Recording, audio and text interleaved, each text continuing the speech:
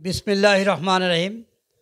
সম্মানিত সহকর্মী ও দেশবাসী, সকলকে ন্যাশনাল প্রেস সোসাইটির পক্ষ থেকে আন্তরিক শুভেচ্ছা ও অভিনন্দন।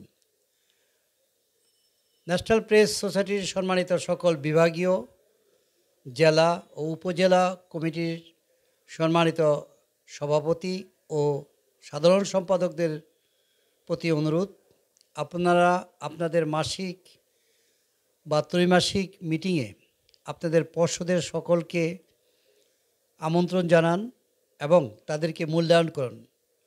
ঐক্যবদ্ধভাবে কাজ করার জন্য তাদেরকে উপদেশ দেন এবং উৎসাহিত করুন। আপনারা অবশ্যই মনে রাখবেন, আমাদের যে কার্যক্রম তা জনস্বার্থ বিষয়ক, গণমানুষের অধিকার, নাগরিক সেবা প্রদান, সুশাসন ও ন্যায় বিচার প্রতিষ্ঠায়, রাষ্ট্র ও নাগরিকের পক্ষে কার্যক্রম পরিচালনা করা, যে কোনো অন্যায়, অনিয়ম, অত্যাচার, নির্যাতন, সন্ত্রাস, মাদক, দুর্নীতির বিরুদ্ধে আমাদের অগ্রযাত্রা। এই অগ্রযাত্রাকে আরও শক্তিশালী এবং বেগবান করার জন্য আমাদের নিজেদেরকে ঐক্যবদ্ধ থাকা অত্যাবশ্যক। আমার কাছে এমনও কিছু তথ্য আছে যে সম্মানিত জেলা, উপজেলা এবং বিভাগীয় কমিটির সভাপতি এবং সাধারণ সম্পাদকগণ তাদের কমিটির পর্ষদদের মূল্যায়ন করেন না এবং কোনো কার্যক্রমে তাদেরকে ডাকেন না বা মিটিং বা সভা করেন না। এমনটিভাবে চলতে থাকলে অবশ্যই আপনাদের কমিটি যে কোনো সময় বিলুপ্ত ঘোষণা করা হবে।